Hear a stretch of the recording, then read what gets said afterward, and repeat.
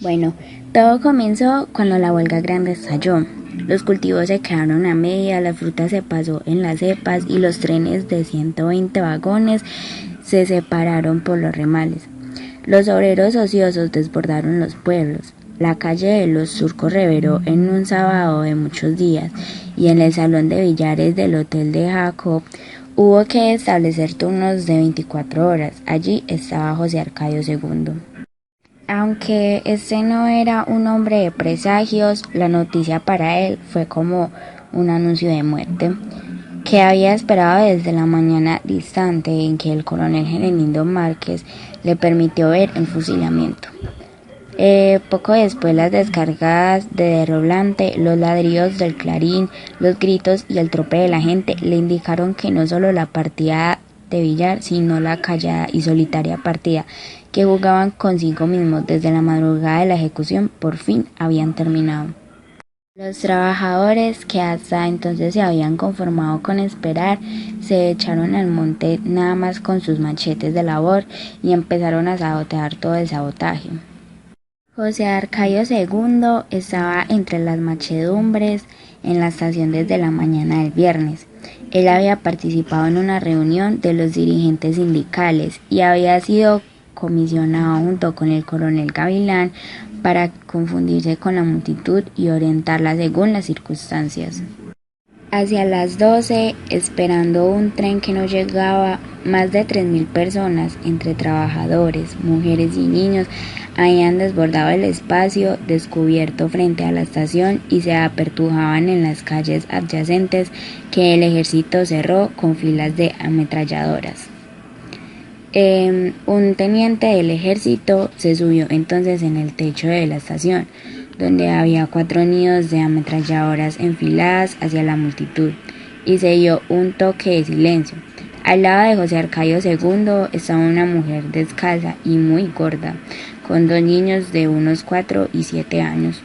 Cargó el menor y le pidió a José Arcadio II, sin conocerlo, que levantara al otro para que oyera mejor qué no le iban a decir, para que éste no se asustara después de que le dijeran lo que estaba sucediendo. De pronto, a un lado de la estación, un grito de muerte desgarró el encantamiento. ¡Ay, mi madre! Una fuerza sísmica, un aliento volcánico, estallaron en el centro de la machedumbre con una potencia expansiva. José Arcadio II apenas tuvo tiempo de levantar al niño, mientras la madre con el otro era absorbida por la machedumbre centrifugada por el pánico. Los sobrevivientes, en vez de tirarse al suelo, trataron de volver a la plazoleta y el pánico dio entonces un coletazo de dragón y los mandó a una oleada compacta contra la otra oleada compacta que se movía en sentido contrario. Despedía con el otro coletazo de dragón de la calle opuesta, donde también las ametralladoras dispararan sin tregua. Un niño vio a una mujer arrodillada con los brazos en cruz, en un espacio limpio, misteriosamente vendada en la estampida. Cuando José Arcadio II despertó, estaba boca arriba en las tinieblas.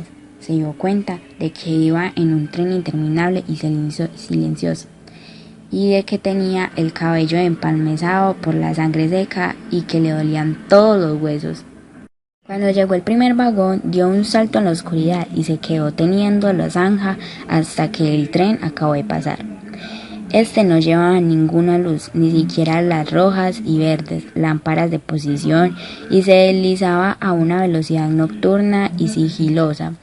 Encima de los vagones se veían los bultos oscuros de los soldados con las ametralladoras emplazadas. Aureliano II había dormido en casa porque allí lo sorprendió la lluvia y a las 3 de la tarde todavía seguía esperando que escampara. La noche anterior no había leído un bando nacional extraordinario para informar que los obreros habían obedecido al orden de evacuar la estación y se dirigían a sus casas en caravanas pacíficas. No llovía desde hace 3 meses y era tiempo de sequía, pero cuando el señor Brown anunció su decisión, se participó en toda la zona bananera al aguacero torrencial sorprendió a todo el mundo y a José Arcadio II en el camino hacia Macondo. Una semana después seguía todavía lloviendo. La ley marcial continuaba en previsión de que fuera necesario aplicar medidas de emergencia para la calamidad pública del aguacero interminable, pero la tropa estaba acuartelada. En la noche después del toque de queda, derribaban puertas a culatazos, sacaban a los sospechosos de sus camas y se los llevaban a un viaje sin regreso. Aureliano II, que seguía esperando que escapara para salir, les abrió a los 6 soldados al mando de un oficial. Úrsula despertó cuando encendieron la luz del aposento y no exhaló un suspiro mientras duró la requisa, pero mantuvo los dedos en cruz, moviéndolas hacia donde los soldados se movían. En ese momento estaba requisando en el taller de la orfebrería. El oficial había hecho abrir el candado y con una rápida barrida de la linterna había visto el masón de trabajo y la vidriería con los frascos de ácidos y los instrumentos que seguían en el mismo lugar en el que los dejó su sueño, y pareció comprender que en aquel cuarto no vivía nadie. Arcadio II estaba sentado en el borde del catre, listo para salir, más solemne y pensativo que nunca. Al fondo estaban los anaqueles en que los libros descosidos, los rollos de pergaminos y la mesa de trabajo, limpia y ordenada, todavía estaba fresca la tinta de los tinteros. Al cerrarse la puerta, José Arcadio II tuvo la incertidumbre de que su guerra había terminado. José Arcadio II llegó a la conclusión de que el coronel Aureliano Buendía era nada más que un falso, un imbécil. A los 6 meses de encierro, en vista de que los militares se habían ido de Macondo, Aureliano por fin quitó el candado buscando a alguien con quien conversar mientras pasaba toda la lluvia. Imagínense, había llovido 4 años, 11 meses y 2 días. La atmósfera era tan húmeda que los peces hubieran podido entrar por las puertas y salir por las ventanas, navegando en el aire de los aposentos. Fue por esos días en que, en un descuido de Fernanda, apareció en el corredor el pequeño Aureliano, y su abuelo conoció el secreto de su identidad. Para Fernanda fue un descanso, hacía tiempos que había medido la magnitud de su soberbia, pero ella no encontraba cómo medirla, porque mientras más pensaba en las soluciones, menos racionales parecían. Aureliano II se acordó entonces de la enciclopedia Iglesia que nadie había vuelto a tocar en el antiguo dormitorio de él. Pero como no sabía inglés y como apenas podía distinguir las ciudades más conocidas y las personalidades más corrientes, se dio a inventar nombres y leyendas para satisfacer la curiosidad insaciable de los niños. Durante los primeros meses, cuando se supo que los trenes se descarrilaban en la tormenta, una carta de los médicos invisibles le indicó que se estaban perdiendo las suyas. Pero una de las tantas personas que pasaban a menudo por las calles llevando las noticias ingratas del diluvio le había dicho que las compañías estaban desmantelando sus dispensarios para llevárselos a tierras descampadas. Entonces perdió totalmente la cabeza. Pero la tortuosa costumbre de no llamar las cosas por su nombre, que al principio la habíamos mencionado, la llevó a poner lo anterior en lo posterior y a sustituir lo parido por lo expulsado y a cambiar flujos por ardores para que no todo fuera menos vergonzoso. De manera que Úrsula incluyó razonablemente que los trastornos no eran uterinos, sino intestinales, y lo aconsejó que tomara en ayunas una papeleta de calomel. Aureliano II regresó a la casa con sus baúles, convencido de que no solo Úrsula, sino todos los habitantes de Macondo estaban esperando que escaparan para morirse. Los niños recibieron alborozados a Aureliano II, quien volvió a tocar para ellos el acordeón asmático, pero el concierto no le llamó tanto la atención como las sesiones enciclopédicas, de modo que otra vez volvieron a reunirse en el dormitorio de Memo, donde la imaginación de Aureliano II convirtió el dirigible en un elefante volador que buscaba un sitio para dormir entre las nubes. Fernanda también admitió el parecido del jinete no solo con el coronel, sino con todos los miembros de la familia, aunque en verdad era un guerrero tártaro. Así que pues le fue pasando el tiempo entre el coloso de Rodas y los encantadores de serpientes, hasta que su esposa le anunció que no quedaban más de 6 kilos de carne salada y un saco de arroz en el granero. Aureliano II no tuvo conciencia de la cantaleta hasta que al día siguiente, después del desayuno, se sentía aturdido porque Fernanda hacía sino caminar por toda la casa quejándose porque su marido era un mantenido, porque no hacía nada, lo único que hacía era quedarse acostado boca arriba esperando a que unos panes le cayeran del cielo, mientras ella se destroncaba los riñones tratando de mantener a flote un hogar donde había tanto que hacer, tanto que soportar y corregir desde que Dios se levantaba hasta que se volvieran a acostar. A los otros días a ella no le decían ni buenos días, porque estás así, porque las ojeras, porque tiene tantas ojeras, porque te pesan tanto los ojos, tenés cara de aburrida, tenés cara de enferma, porque tenés la cara tan pálida. Nadie se preocupaba por ella, mientras ella se mataba por tanto el hogar. La tenían como un trapito de esos como los que uno dice, bajemos la olla. No, ella ya estaba cansada, ella decía bendito sea Dios, ella estaba harta de que su marido fuera un mantenido, de que no hiciera nada, de que todo le tocaba a ella. En el desayuno del día siguiente, Fernanda estaba trémula, con aspectos de haber dormido mal y parecía desahogada por completo de sus rencores. Sin embargo, cuando su marido preguntó si no sería posible comerse un huevo tibio, ella no contestó, sino que simplemente que desde la semana anterior se había acabado los huevos, sino que había elaborado una virulenta contra los hombres que se pasaban todo el tiempo adorándose en el ombligo y dándose gusto, que tenían la cachaza de pedir hígados a la holandra de la mesa.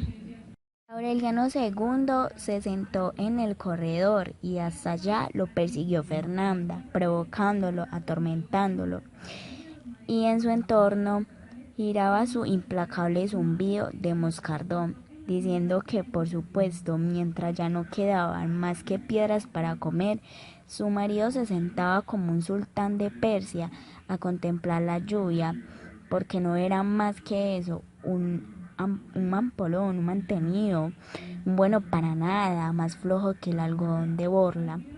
Acostumbrado a vivir de las mujeres y convencido de que se había casado con la esposa de Jonas, que se quedó tranquila con el cuento de la ballena. Embriagado por el torrente incontenible del desahogo, Aureliano II rompió el cristal de la vidriería y una por una, sin apresurarse, fue sacando todas las piezas de la vajilla y las usó en polvo una por una contra el piso. Sistemático y sereno, con la misma parsimonia con en que se había empapelado en la casa de billetes, fue rompiendo luego contra las paredes de cristales de Bohemia los floreros pintados a mano, los cuadros de las doncellas en barcas cargadas de rosas, los espejos de marcos dorados y todo cuanto era rompible desde la sala hasta el granero. Y terminó con la tinaja de la cocina que se reventó en el centro del patio con una explosión profunda. Úrsula era su juguete más entretenido. La tuvieron por una gran muñeca decrépita que llevaba y traían por los rincones disfrazada con trapos de colores y la cara pintada como un achiote. Y una vez estuvieron a punto de destriparle los ojos. ¿Se imaginan estripándole los ojos. ¿Cómo le hacían a los sapos con las tijeras de podar? No, pues casi la matan. Sentada en la cama con el pelo cubierto de ceniza y la cara tapada con un pañuelo rojo, Úrsula igual era feliz en medio de la parentela irreal que los niños describían sin omisión de detalles, como si de verdad ellos la hubieran conocido. Entonces, fue así como Aureliano II se acordó de la fortuna enterrada en algún lugar que solo Úrsula conocía, pero fueron inútiles las preguntas y las maniobras que se le ocurrieron a él. Entonces, en los laberintos de su desvarío, ella parecía conservar un margen para defender aquel secreto que entre ellos había, que solo había de revelar a quien demostrara ser el verdadero dueño del oro sepultado. Pilar Ternera, con la esperanza de que las barajas vieran más que los cavadores, pero ella empezó a explicarles que eran inútil cualquier tentativa mientras no fuera Úrsula quien cortara el naipe. Fernanda creyó que todo su temor, todo lo que ella tenía era diligencia y que si codicia era abnegación y que su tosudez era perseverancia y le remordieron todas las entrañas y por virulencia con que había despotricado contra su desidia.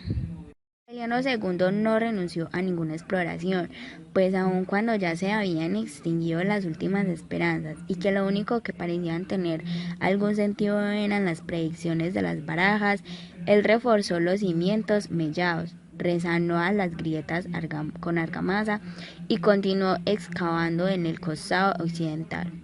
La calle de los turcos era otra vez la de antes, la pasada en la de los tiempos en que los árabes de pantuflas y argollas en las orejas que recorrían en el mundo cambiando guacamayas por chucherías, hallaron en Macondo un buen recodo para descansar de toda su condición de gente traumante.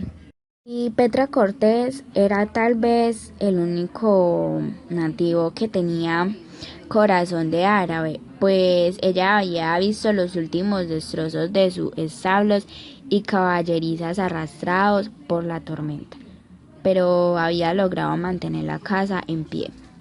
Úrsula tuvo que hacer un grande esfuerzo para cumplir su promesa de morirse cuando escapara. El ánimo de su corazón invisible la orientaba en las tinieblas, pues quienes repararon con todos sus tropiezos, con su brazo arcangélico, siempre alcanzaba a la altura de la cabeza, pensaron que a duras penas podía con su cuerpo, pero todavía no creyeron que estaba ciega.